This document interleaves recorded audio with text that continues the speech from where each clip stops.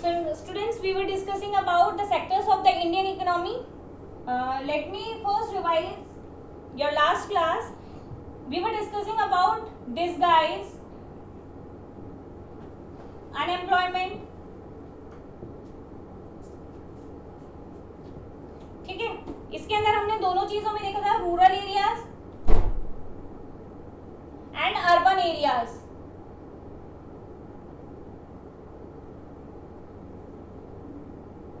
ठीक है, जो रूरल एरियाज में हमने मेनली देखा था, मेनली देवर फार्मर्स.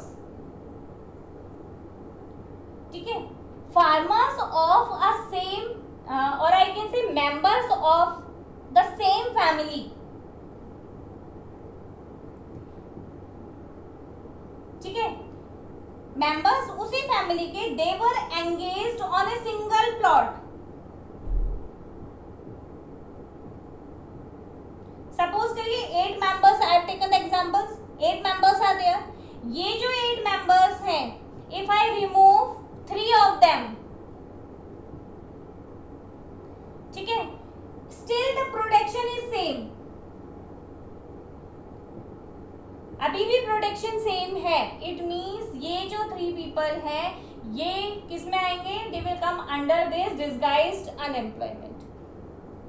इसमें बस आपको एक ये देखना होता है कि the person you are removing, आप ये देखिए कि दे वर स्किल्ड और not in that particular profession.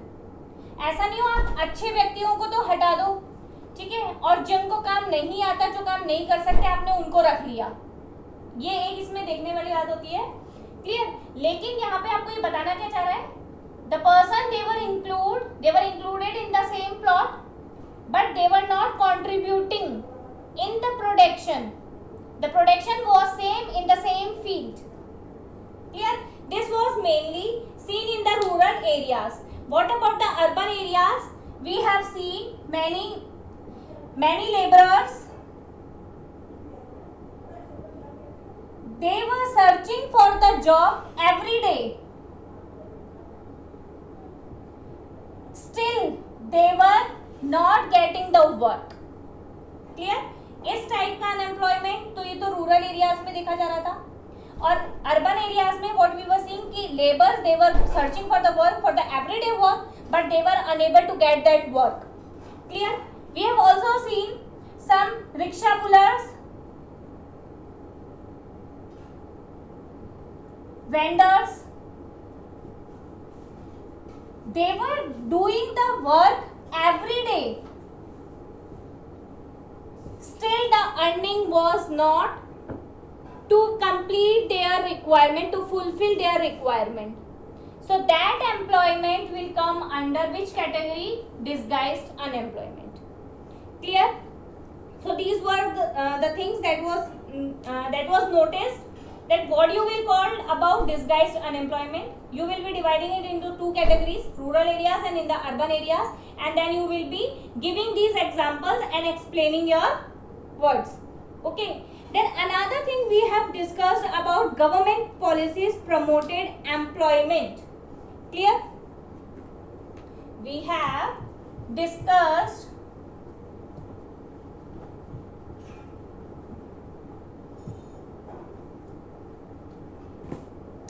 government policies.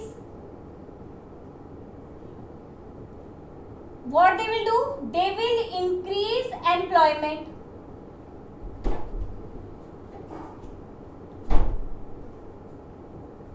ठीक है? That can also be divided into rural areas and urban areas. Rural areas में गवर्नमेंट पॉलिसीज कैसे काम आएगी? जैसे कि सपोज आप लोग ये ट्यूबवेल्स लगवा दिए, ठीक है, वेल्स खुदवा दिए, मशीनरी प्रोवाइड करवा दी. क्लियर? ये सारी चीजें क्या काम आएगी? Mainly in rural areas. और भी आप ऐड कर सकते हैं, HYV सीड्स,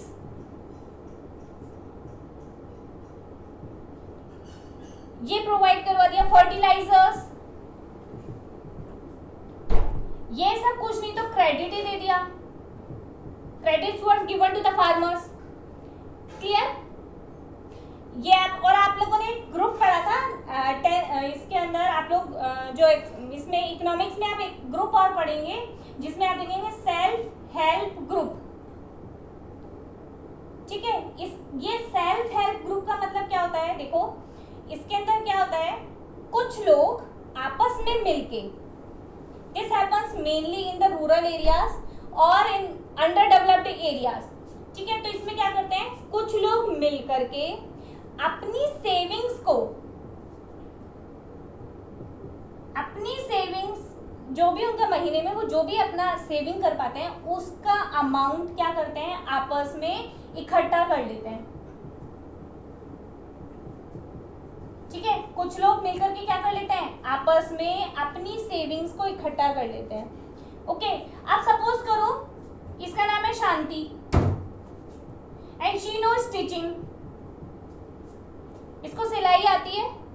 ठीक है, लेकिन इसके पास इतना पैसा नहीं है कि वो सिलाई की मशीन खरीद सके, तो ये आपस में लोग क्या करेंगे, अपनी सेविंग का जो अमाउंट है उसको इकट्ठा करके इसको दे देंगे और इसको मशीन बाय कर लेंगे।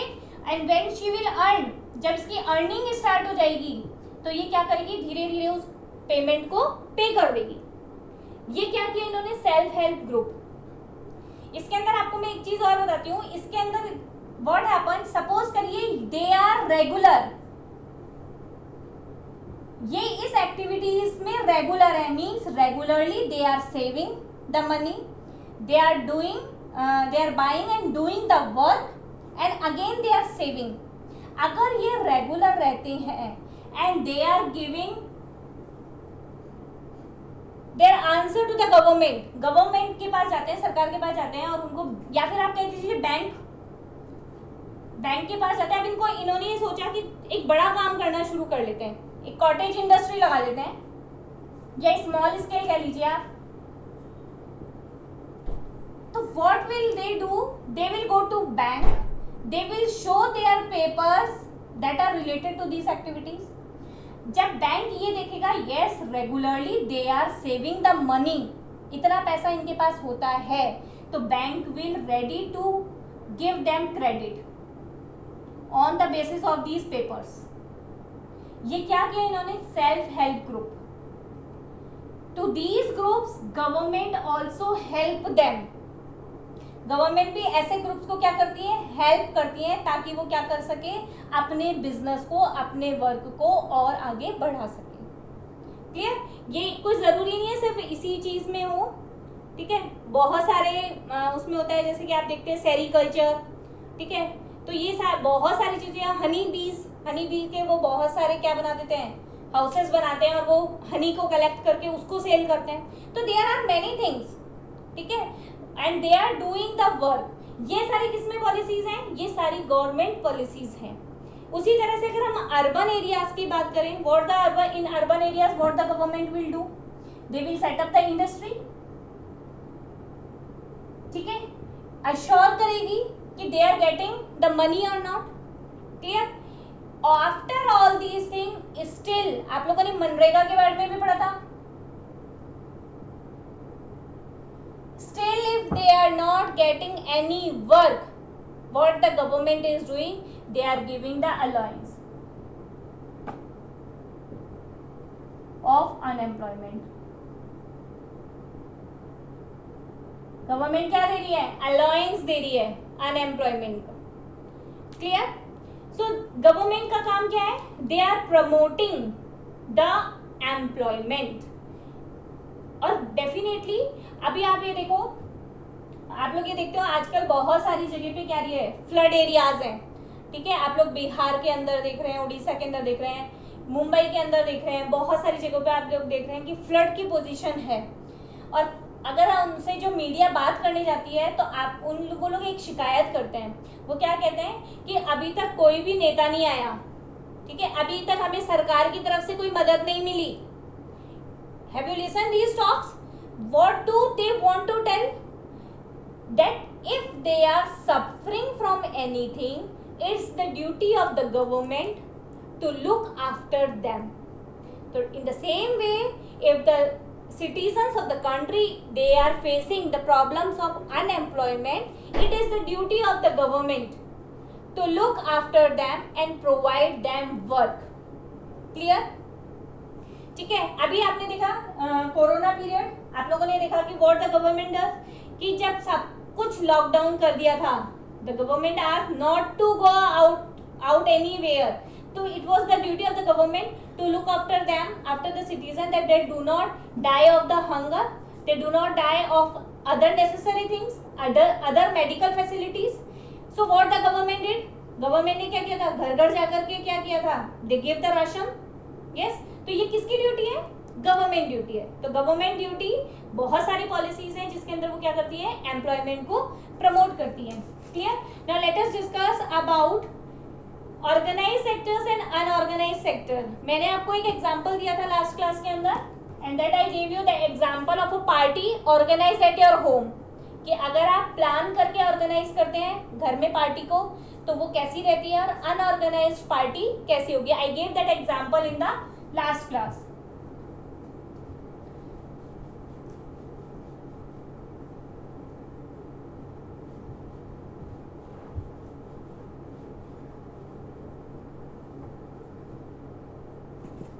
Yes, we were discussing about organized and unorganized. Yes.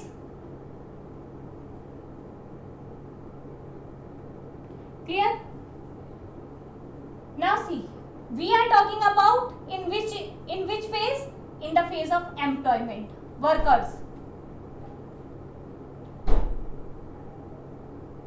Workers, those who are working under organized sector, and workers, those who are working under unorganized sector. Now see, what is the difference between the two? Now here you have regular employment,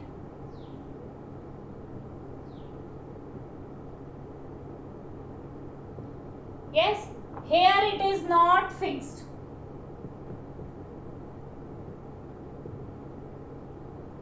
जैसे कि daily you are going and working, आप daily जा रहे हो और अपना work कर रहे हैं. यहाँ पे क्या है, आपको कॉल कर लिया जाएगा कि आज काम आया है, आप आकर के काम कर लीजिए. क्लियर? यानी कि आप फिक्स ही नहीं है उस फैक्ट्री के अंदर, उस सेक्टर के अंदर आप वर्क कर रहे हो, वहां पे आपको डेली एम्प्लॉयमेंट, डेली वर्क मिलेगा. इस चीज का कोई फिक्स नहीं है. क्लियर? तो अगर डेली वर्क नहीं मिलेगा then what will happen? You will not get the wages, daily wages. ठीक है, आपको ये नहीं पता कि मुझे कितने दिन तक काम नहीं मिलेगा. आज काम मिला है, आज कर लिया, अब आगे कब तक नहीं मिलेगा ये हमें नहीं पता. ठीक है, तो ये कौन सा सेक्टर में है? अनऑर्गेनाइज्ड सेक्टर में. ऑर्गेनाइज्ड ही नहीं है, चीजें प्लान ही नहीं है कि इसके बाद क्या करना है क्या नहीं करना है. और यहाँ पे आप श्योर हैं कि आपको क्या मिलेगा? एम्प्लॉयमेंट. दूसरी चीज, रेगुलर पेमेंट.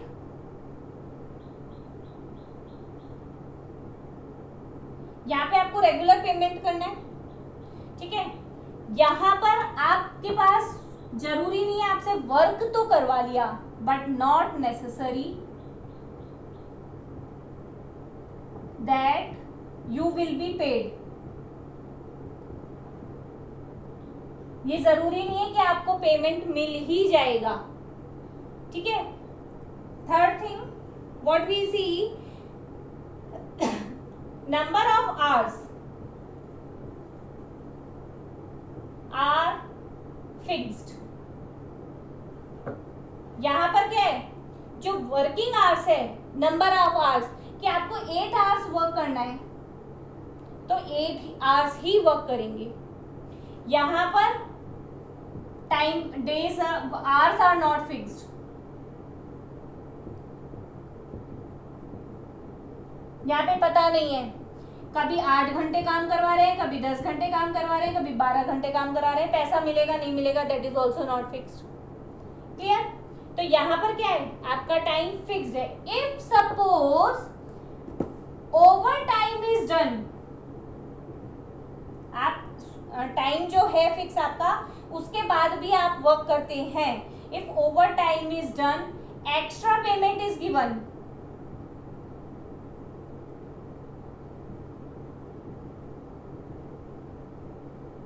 ठीक है, अगर आप ओवरटाइम करते हैं तो उसका एक्स्ट्रा आपको पेमेंट मिलता है।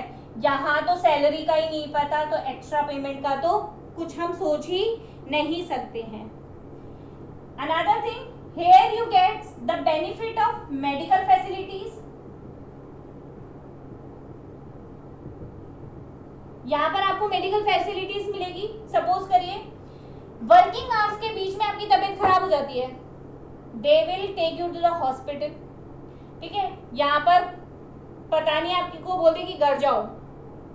ठीक है, प्लस फैसिलिटीज आपको कुछ जैसे आपको कुछ एक्स्ट्रा पेमेंट दिया जाता है कि आप लोग क्या कर सकते हैं, आप हॉस्पिटल जाकर के दिखा सकते हैं, मेडिसिन ले सकते हैं, तो कुछ पेमेंट मिल जाए, ऐसा भी हो सकता है।